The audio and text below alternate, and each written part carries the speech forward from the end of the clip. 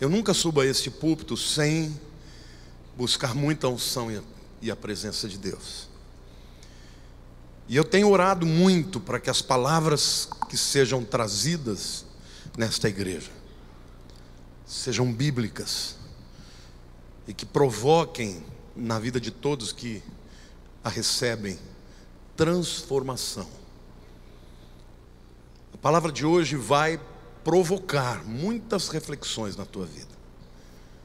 E eu quero te admoestar em amor a ouvir esta palavra e deixar que ela mude a sua vida, a sua praxis, a sua maneira de viver. Amém?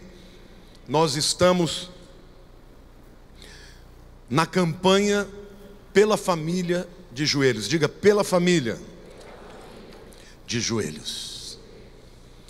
Eu quero começar esta palavra de hoje usando uma parábola que Jesus ensinou, que é perfeita para o tema que estamos falando, que é a parábola dos dois construtores, do bom e do mau construtor.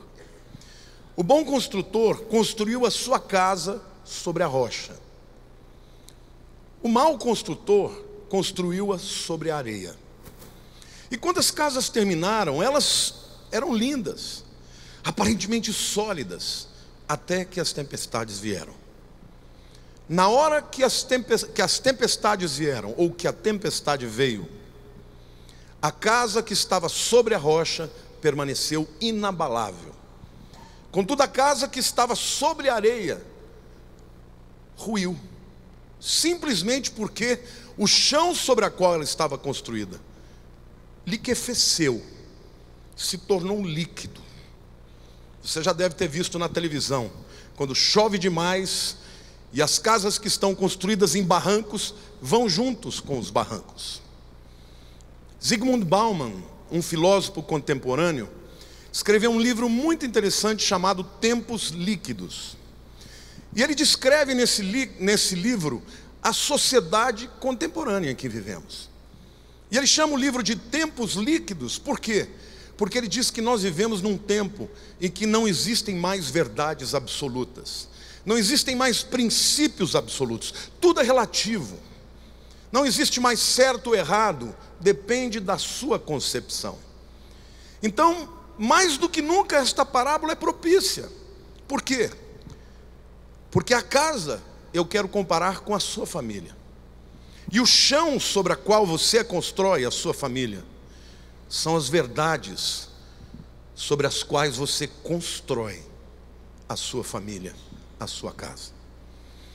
Na palavra de hoje, eu quero te ensinar de maneira muito prática, muito contemporânea, como construir uma casa sobre a rocha. É um segredo muito importante, que se você entender e praticar, a tua família não vai sucumbir diante das afrontas do inimigo, diante da tempestade desse tempo. Amém? Quantos aqui querem receber em nome de Jesus? Sabe qual que é o segredo, queridos? Diga assim: o segredo da distinção. Diga, distinção é separação. A distinção é a assinatura de Deus na criação. Eu quero ler com vocês no livro de Gênesis, capítulo 1, versos 3 a 6. Disse Deus: haja luz, e houve luz. E viu Deus que a luz era boa, e fez separação, diga distinção, entre a luz e as trevas. Chamou a luz dia e as trevas noite. Houve tarde e manhã o primeiro dia. E disse Deus: haja firmamento no meio das águas, e separação, diga distinção, entre as águas e águas. Então a gente vê aqui logo na criação, Deus deixando claro que há uma distinção, uma separação entre luz e trevas, entre dia e noite, entre tarde, manhã e tarde, entre certo e errado, entre águas e águas. E hoje, este princípio que permeia toda a Bíblia, eu quero apresentar para vocês. 6 distinções claras que estão na palavra de Deus, que garantem a todos quantos o obedecem uma família sólida em tempos líquidos. Amém? O primeiro princípio que está na palavra de Deus de distinção é vida e morte. Para que você entenda a palavra de Deus, especialmente a Torá, você tem que compreender que a Torá foi trazida por Deus ao homem logo depois da libertação do Egito. E Deus não queria simplesmente livrar o homem dos egípcios do ponto de vista do seu corpo. Deus queria livrar também a sua alma, o seu espírito. E portanto, Deus trouxe a lei para que o homem pudesse ter uma limpeza, uma separação da teologia, da moral, da ética, dos costumes, dos princípios que norteavam a sociedade egípcia. Sociedade esta na qual os hebreus viveram durante mais de 400 anos. Vocês sabem qual que é a teologia do Egito?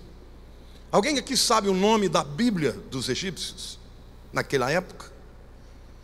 O livro dos mortos. E é interessante porque na concepção egípcia, quando um faraó morria, por exemplo, ele levava tudo que ele tinha em vida, suas riquezas, os seus servos, seus pertences, tudo ele levava para o seu túmulo. Por quê? Porque ele acreditava que ele só seria próspero na outra vida se ele levasse as coisas dessa vida. Na Torá, o livro da vida, é exatamente o contrário. Nós precisamos trazer os princípios eternos para a nossa vida aqui. Então, quando Deus escreve a lei para o povo no deserto, Ele está querendo que o povo viva debaixo de princípios de vida e não de morte. É por isso, queridos, que um sacerdote hebreu jamais podia tocar em alguma coisa morta. No culto dos egípcios, eram cultos elaboradíssimos. O sacerdote hebreu não podia passar nem perto de coisa morta, porque senão ele se contaminava. Por quê? Porque ele era portador de vida e não deveria ser contaminado para a morte. Além disso, a gente sabe que os hebreus não podiam ter relações sexuais no período menstrual da mulher. Por quê? Porque para o judeu o sangue é vida. E o sangue da menstruação, ele desce porque o óvulo não foi fecundado e morre. E portanto o sangue da menstruação representa a morte. E essa é a razão porque os hebreus não deviam ter relações sexuais nesta época, não só do ponto de vista profilático ou médico, mas também espiritual. Eles, por exemplo, não podiam comer carne junto com leite, ainda hoje. Não é kasher, não é próprio comer para um judeu carne com leite. Por quê? Porque nas escrituras a carne é símbolo da morte e o leite é símbolo da vida. Quando o povo foi entrar na terra, Deus prometeu uma terra que manava o quê? Leite e mel, era um lugar de vida. Tanto é que todos os animais carnívoros não podiam ser comidos, só os herbívoros. As aves, que eram predatórias, não podiam ser comidas, somente aquelas que não comiam, que não eram predadoras. O princípio de vida e de morte era muito claro para os hebreus. Mas o que isso tem a ver conosco?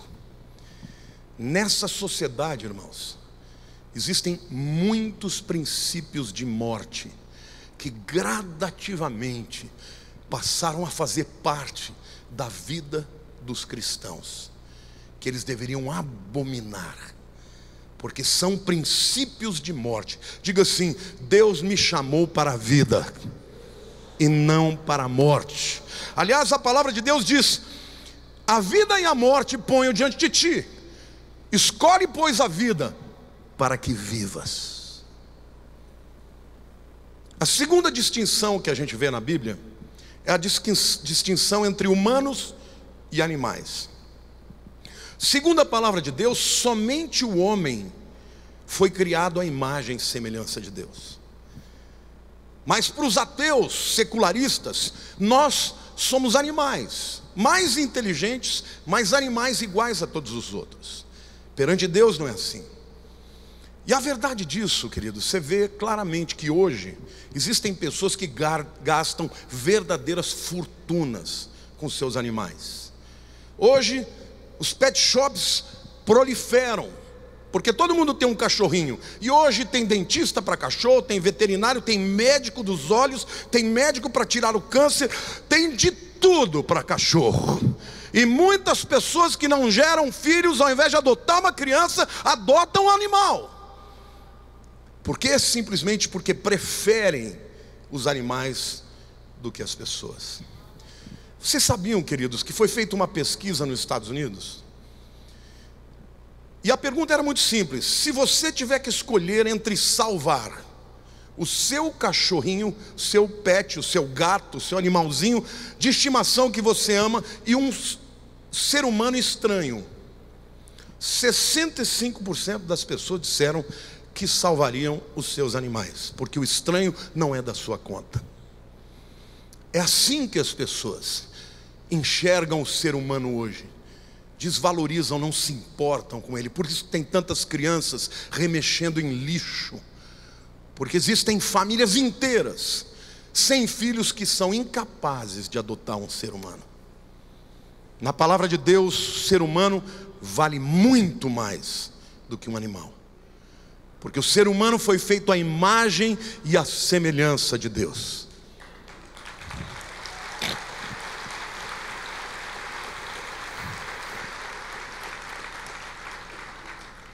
A minha mãe conta que ela perdeu a sua mãe quando ela tinha 1 ano de idade. E logo meu avô se casou e, obviamente, a sua esposa passou a ser madrasta da minha mãe. E a minha mãe conta que a madrasta dela sempre teve cachorrinhos de estimação. E ela adorava aqueles cachorrinhos. Ficava beijando, abraçando os cachorrinhos e nunca, nenhuma vez, pôs a minha mãe no colo para dar um beijo, para fazer um afago. Isto é prova de como a sociedade destrói os valores da Bíblia. Diga assim: o ser humano é importante, sua esposa é importante, seu marido, seus filhos, mas o estranho que está perto de você é importante, porque ele foi feito à imagem e semelhança de Deus.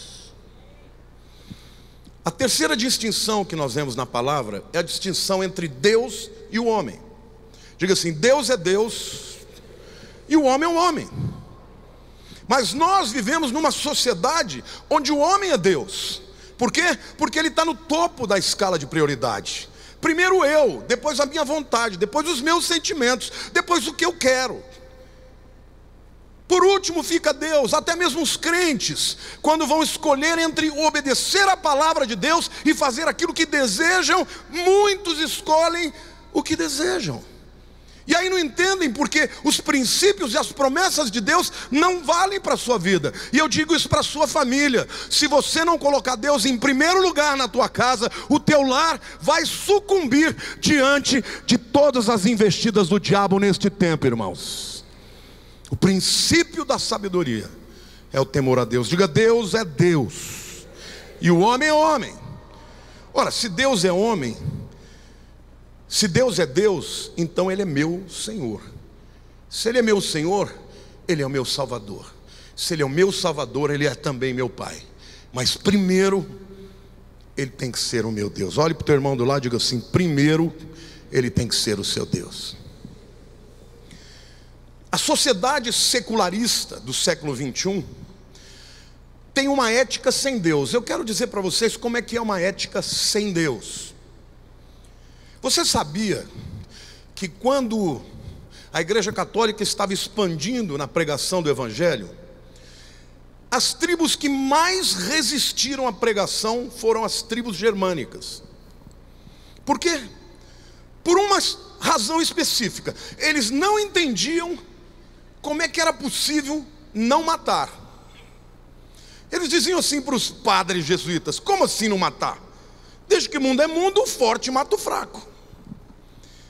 E os padres diziam: não, você não deve matar, porque numa sociedade em que um mata o outro, uma hora você é morto.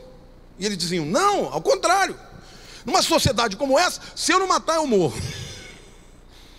Eu estou dizendo isso, queridos, porque quando a vida humana perde o valor, as pessoas matam por motivos banais.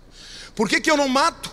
Porque eu obedeço a lei de Deus que diz: não matarás. Então matar é ruim, porque Deus disse. Uma sociedade sem Deus, todos os valores absolutos são relativizados.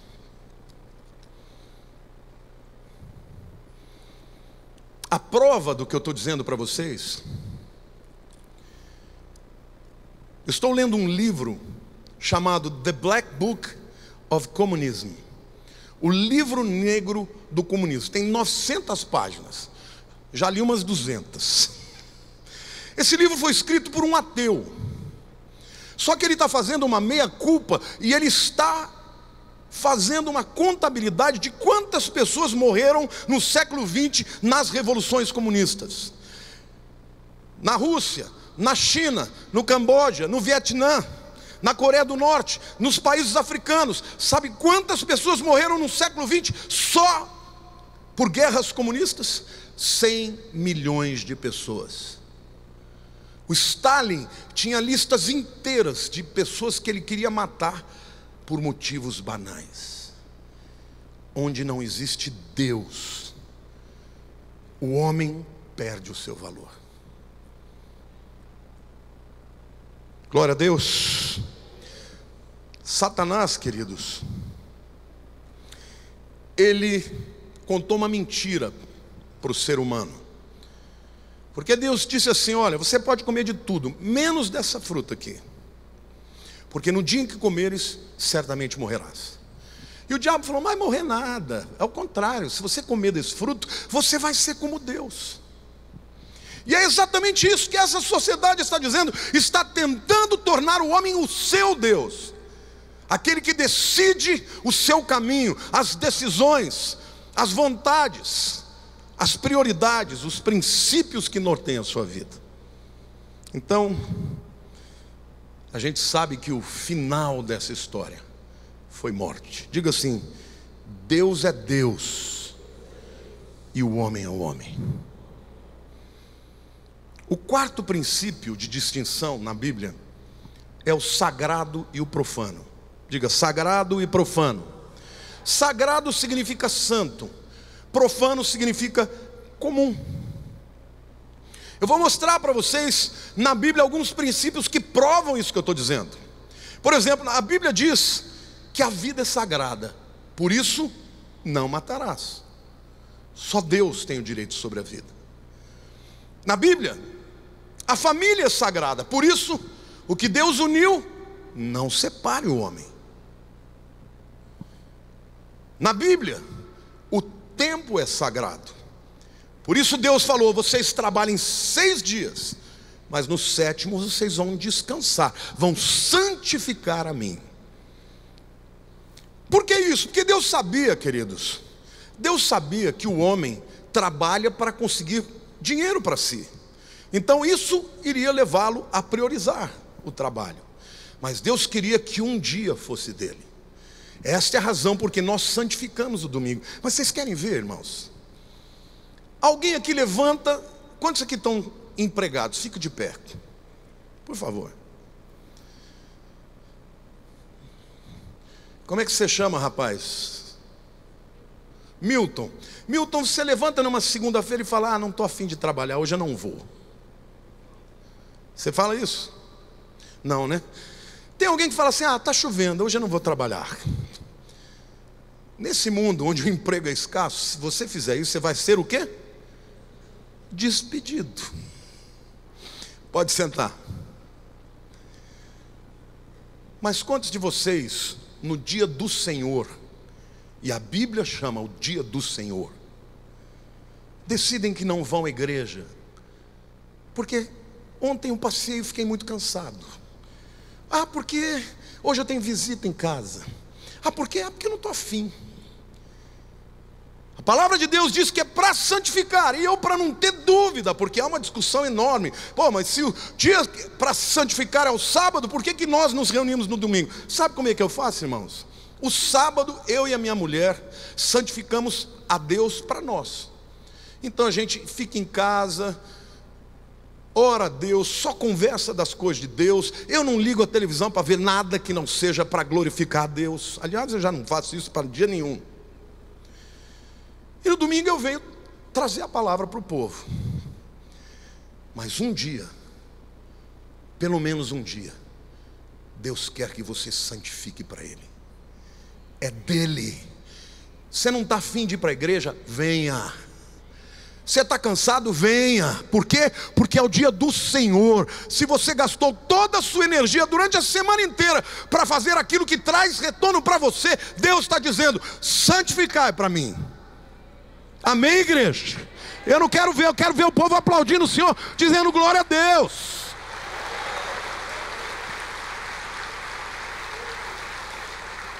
E eu vou ser mais incisivo ainda. Se você é o tipo de crente que falta por qualquer coisa, é isso que você vai ensinar para os seus filhos: que a igreja não é importante, que ir para a casa do Senhor adorar não é importante. Hoje nós temos a internet, que é um veículo maravilhoso. Mas deixa eu te dizer uma coisa: quando você vê pela internet, você recebe a palavra, mas quando você vem ao culto, você adora com o povo de Deus. Esta unção que estava aqui na hora da adoração não está na internet. E Deus quer que o seu povo se reúna.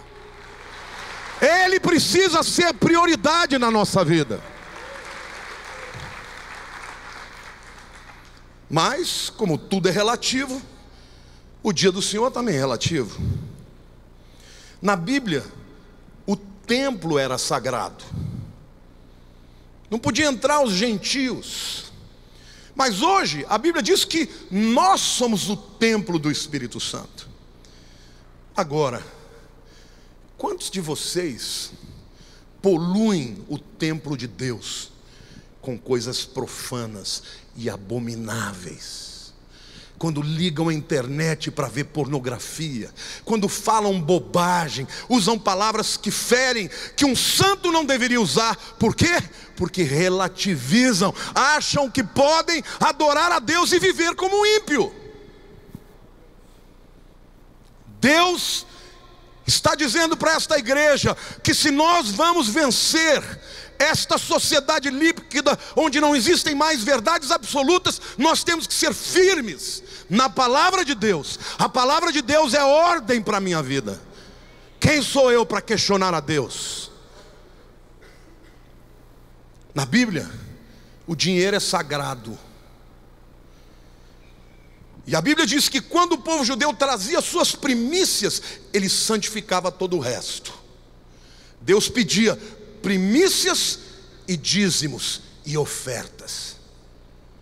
Ah, mas fala de dinheiro, os crentes se remexem na cadeira, não gosta de falar dinheiro. Por quê? Porque estão debaixo de Mamon. Porque, meu irmão, essa é uma outra área que Satanás está destruindo no meio da igreja. Não, dízimo não é de agora, é para a lei. Queridos, os princípios de Deus são eternos. Tudo que é seu, Deus quer o primeiro para Ele. Quer o seu coração, quer o seu dinheiro, quer o seu talento, quer o seu tempo. Tudo que tem na tua vida, o primeiro deve ser para Deus. Quantos aqui querem ter uma vida de vitória na sua família? Obedeça a palavra de Deus, que você vai experimentar isso. A verdade é que nos nossos dias, a santidade é criticada e até ridicularizada, né? Mas o que você acha da poluição do ar? Você já sentiu o fedor da poluição do ar? Diz que na China o ar é fétido. O que você acha de uma água podre como a do Tietê? Você beberia uma água podre do Tietê? Fedida. Mas tem muitos crentes que poluem a alma. Poluem a alma por aquilo que ouvem. Crentes vendo novela insana de Globo e outras redes de televisão que promovem abominações, e os crentes dando ibope lá, poluindo a alma, deixando que os seus filhos, os seus netos recebam aquele ensinamento subliminar, que isso não é problema, que ele pode ser crente e ver essas coisas malignas. E vocês querem ver como a sociedade está quebrando, desconstruindo os paradigmas. Eu me lembro que há muitos anos atrás a Érica ainda era uma adolescente e ela fazia dança numa escola de dança secular, nada demais, estava lá. E ela estava ensaiando para uma apresentação. Uma semana antes eu descubro que a apresentação seria no domingo, na hora do único culto que a gente tinha. Eu simplesmente falei: você não vai. Ela chorou, ela esperneou, eu falei: não vai. Domingo é dia do Senhor. Se você tivesse me dito que era no domingo, eu já ia dizer para você: não vai. Ah, pastor, você foi duro demais. Não, queridos, eu ensinei para minha filha o que são valores de Deus. E os valores valem para qualquer hora, para qualquer tempo. Deus em primeiro lugar, diga: Deus em primeiro lugar.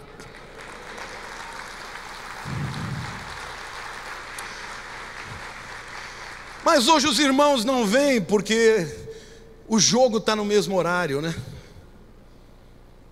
Os irmãos não vêm para a igreja por razões diversas. Deus está esperando do seu povo obediência.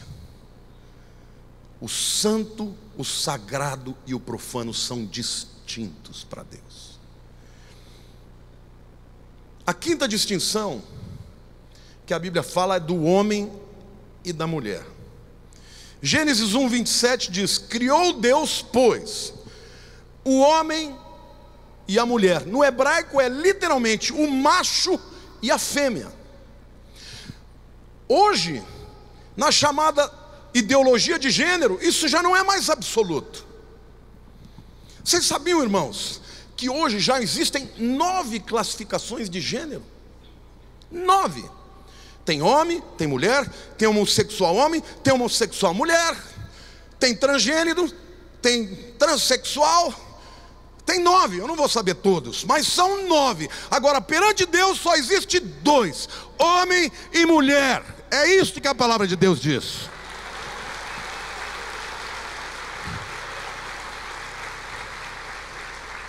A evidência disso está na natureza.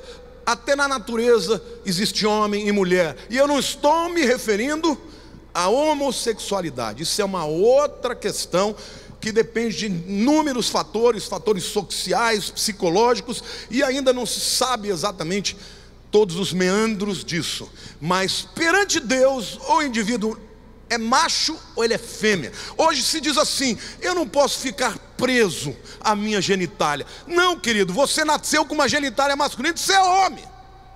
Nasceu com uma genitália feminina, é mulher. Perante Deus é isso que você é, nada além disso. E nós temos que deixar isso distinto, porque as nossas crianças estão crescendo em escolas que estão enchendo as suas cabeças desse tipo de poluição. E isso gera uma sociedade sem parâmetros, sem solidez. Literalmente é construir a sua casa sobre a areia que se liquefaz diante da tempestade. Em relação ao casamento, então, vocês sabiam que em nenhuma outra sociedade o casamento entre duas pessoas do mesmo sexo foi apoiado? Nenhuma sociedade. A homossexualidade existia, sempre houve. Os gregos, os romanos até apoiavam muito isso, mas mesmo estes nunca fizeram um casamento entre duas pessoas do mesmo sexo. Mas a sociedade do século 21 faz. Homem pode casar com homem, mulher pode casar com mulher. Afronta Deus. Eu creio que nós estamos vivendo muito perto do fim, porque, queridos, se for piorar mais do que isso, eu não quero viver nesse mundo.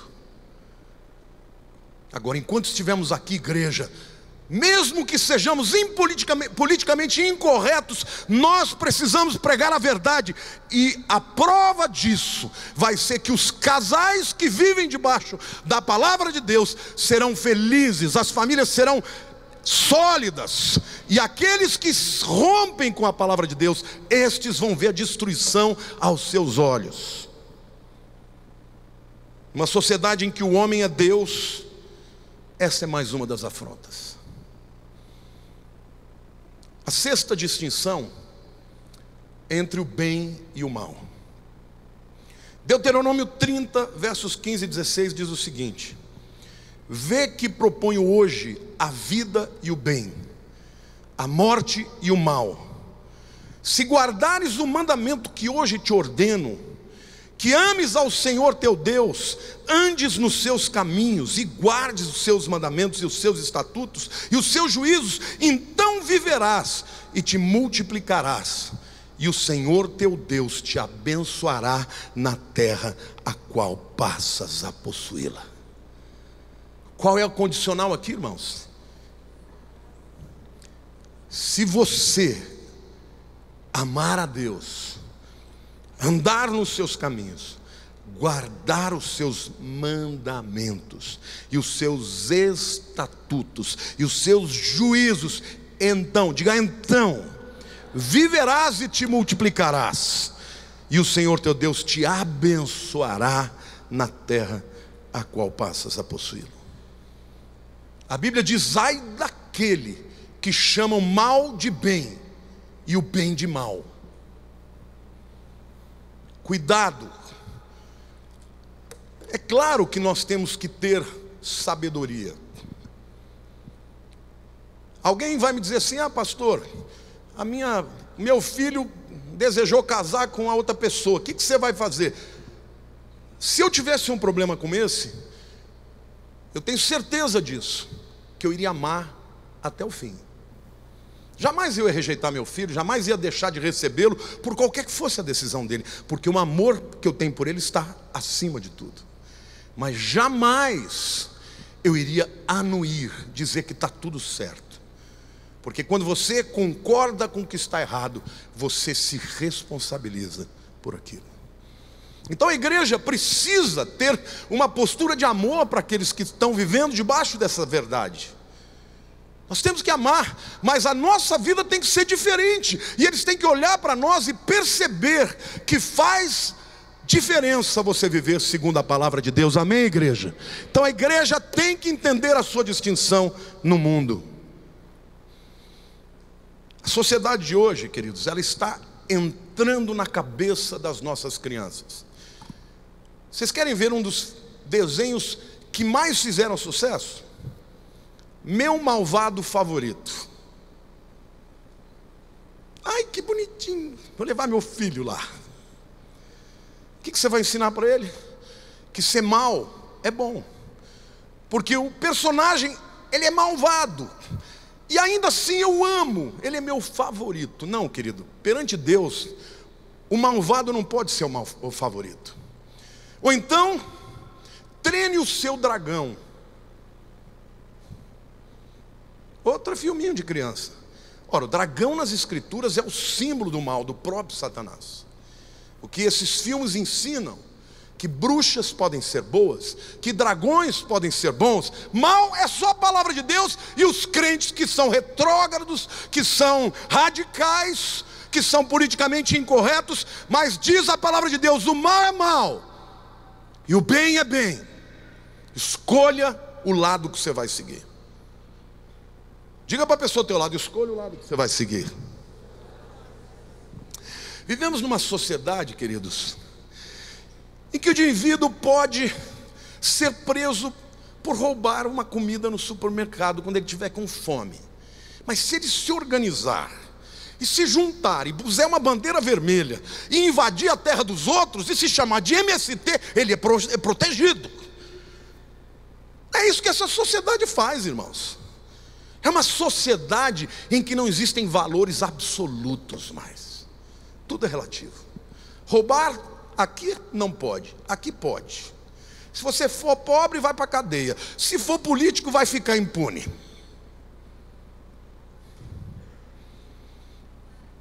Não mais. Não, mas os bagres grandões ainda não estão na cadeia. Quando a gente fala que alguma coisa está errado, as pessoas ficam indignadas. Você não pode dizer isso. É a opinião dela. Posso dizer e digo. Ouça quem ouvir. Estou fazendo o meu papel de profeta.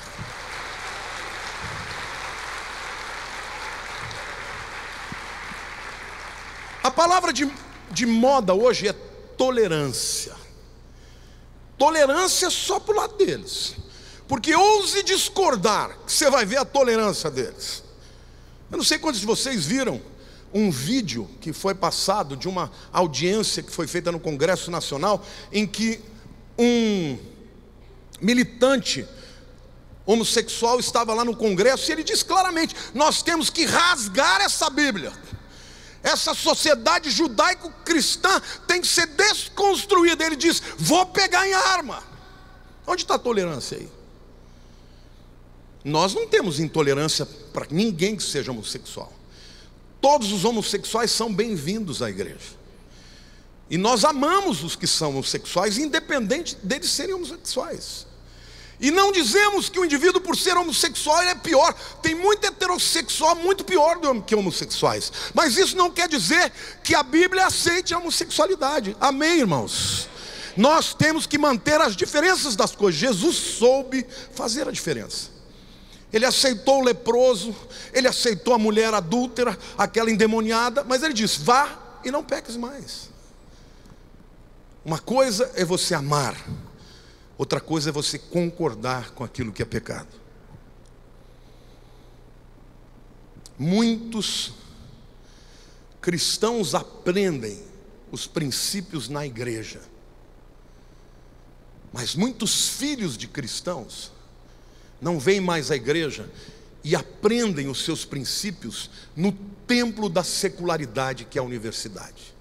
Hoje, quando o seu filho vai para a universidade, ele vai estar exposto a todo o pensamento ideológico da esquerda. E isso não sou eu que estou dizendo, isso são os maiores filósofos, inclusive os da esquerda, que a única área que a esquerda venceu no mundo é na área da formação, na produção de intelectualidade.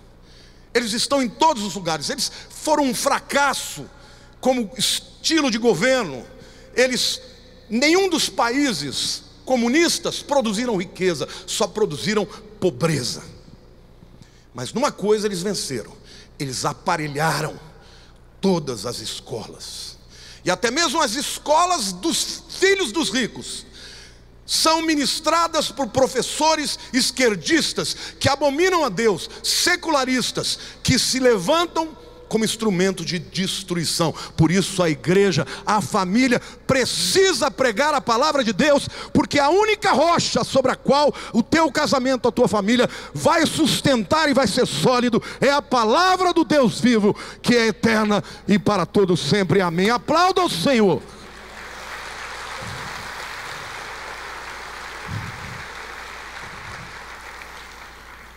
Eu quero concluir essa palavra lendo um texto. 1 Pedro 2,9. Você vai escolher se você quer pertencer a esse grupo aqui. Vós, porém, leia comigo: vós, porém, sois raça eleita, juntos comigo, sacerdócio real, nação santa, povo de propriedade exclusiva de Deus, a fim de proclamardes as virtudes daquele que vos chamou das trevas para a sua maravilhosa luz.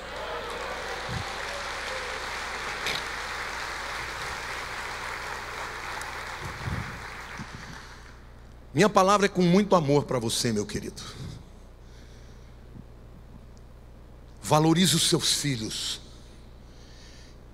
Ensine para eles a verdade desde pequenininhos, porque eles serão preservados. A minha filha, quando foi para a faculdade, nós tínhamos grandes discussões ideológicas. Por quê? Porque ela recebia e ela introjetava, incorporava aqueles ensinamentos, e eu mostrava para ela, segundo a palavra de Deus, que aqueles ensinamentos eram malignos e não eram verdadeiros. Em algum momento ela teve que fazer a decisão se ela queria seguir a Deus ou se queria seguir os ensinamentos do mundo. Vocês sabem por que o povo judeu é o povo mais próspero do mundo, irmãos? Porque eles ensinam os seus filhos desde pequenos nos princípios de Deus. Eles obedecem o Shema Israel. Ouve, ó Israel, o Senhor teu Deus é o único Senhor. Falarás aos teus filhos, inculcarás nos seus corações, de manhã ao levantares, andando pelo caminho, em todos os momentos, os princípios da palavra de Deus são introjetados, e o indivíduo cresce debaixo da verdade e dos princípios abençoados. Amém, irmãos? Quantos aqui querem que a sua família subsista? Talvez você vai dizer assim: pastor, mas a minha já foi, já me separei, já não estou mais. Vai começar uma outra família? Comece debaixo de outras bases. Valorize o que tem que ser valorizado. Uma das principais graças de Deus para a humanidade é a oportunidade de repensar, de se arrepender, de mudar. E o que Deus espera de você hoje, para que você prospere, não sou eu quem está dizendo, é o Senhor. Se você obedecer os mandamentos do Senhor e amar o Senhor teu Deus acima de tudo, você vai se multiplicar, vai prosperar, vai receber as bênçãos de Deus sobre a tua vida. E não vem me dizer que isso é teologia da prosperidade, porque eu abomino essa teologia. Isso é teologia bíblica, que diz que você vai prosperar se você obedecer a palavra do nosso Deus. Amém. Glória a Deus, aplauda ao Senhor.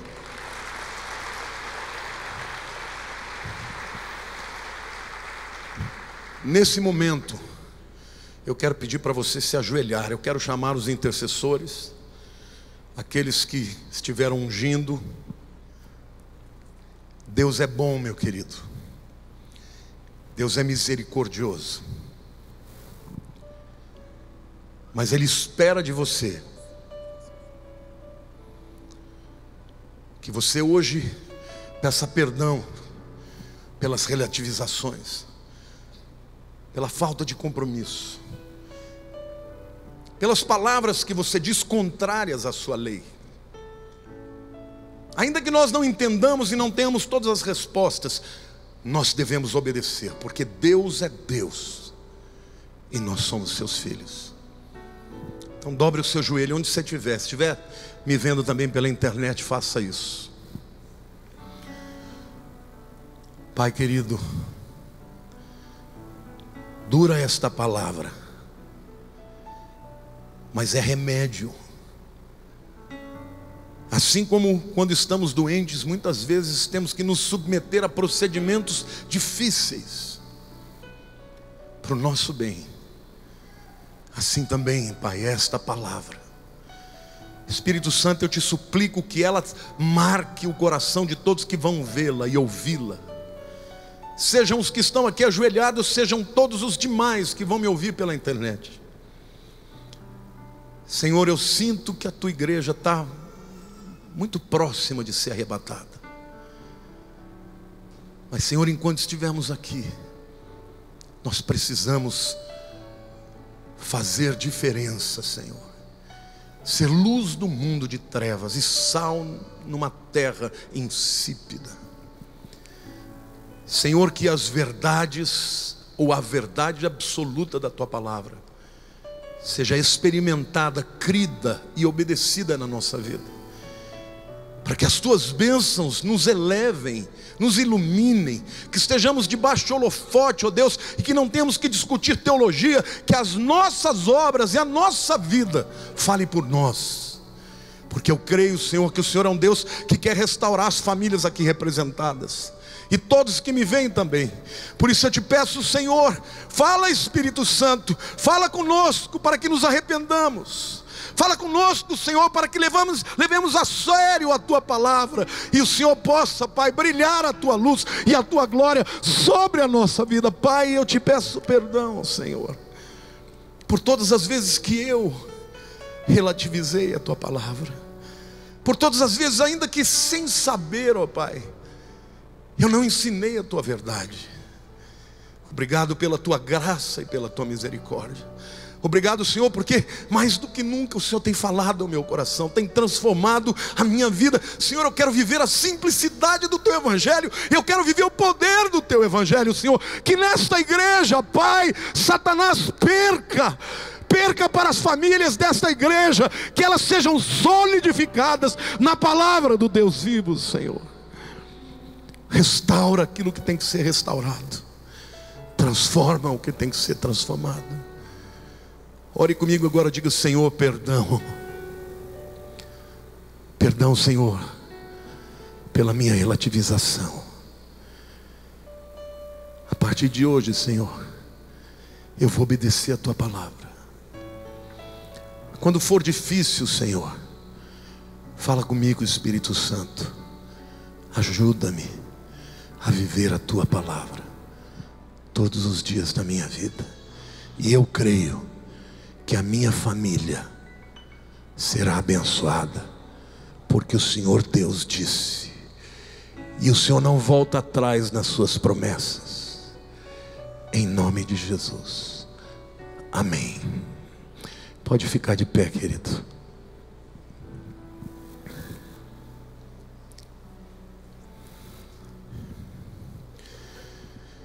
Quantos foram impactados por essa palavra? Essa não é aquela palavra que a gente dá glória a Deus, né? É interessante como Deus faz, né? A minha primeira palavra, eu dei uma abordagem bem psicológica. Falei sobre a importância do perdão na família. Todo mundo amou. Na segunda palavra, foi mais relacional. Aí eu fiz aquelas brincadeiras, né? Que a família é como a bola, porque tem que ser um lugar de alegria, tem que ser um lugar onde o crescimento é valorizado, tem que ser um lugar onde haja proteção. Na terceira mensagem, a pastora Lília veio chibata, falando sobre a importância da santidade. E hoje a minha abordagem foi mais sociológica. Foi revelar a sociedade que nós vivemos, porque a gente não percebe muitas vezes. E mostrar como é que nós podemos, em meio a essa sociedade sem Deus, ser abençoados. Queridos, quem falou é poderoso para cumprir. Ouse obedecer, que você vai ver o favor de Deus na sua casa. Eu tenho visto na minha casa. Esse ano eu profetizei que seria um ano de colheita extraordinária. Vocês não têm ideia das colheitas que Deus me deu. Não estou falando de dinheiro, não. Estou falando de bênçãos inefáveis que o Senhor me deu. E até bênçãos financeiras. Obedecer a Deus vale a pena sempre. Porque aquele que prometeu, diga: aquele que prometeu é fiel para cumprir. Fácil não vai ser, porque essa é uma sociedade que domina as pessoas na mentalidade. Nós vivemos o pós-modernismo. Aquilo que Nietzsche profetizou, a sociedade do Deus que está morto, é a nossa sociedade. A Bíblia chama da igreja de Laodiceia, que pensa que é rica, abastada, que não tem nada, falta de nada, mas não sabe que é pobre, miserável, cego e nu. Mas no meio dessa sociedade apóstata, Deus está levantando uma igreja que vai abençoar e vai se levantar poderosamente. O seu testemunho vai ser poderoso. E a igreja está cheia, sabe por quê?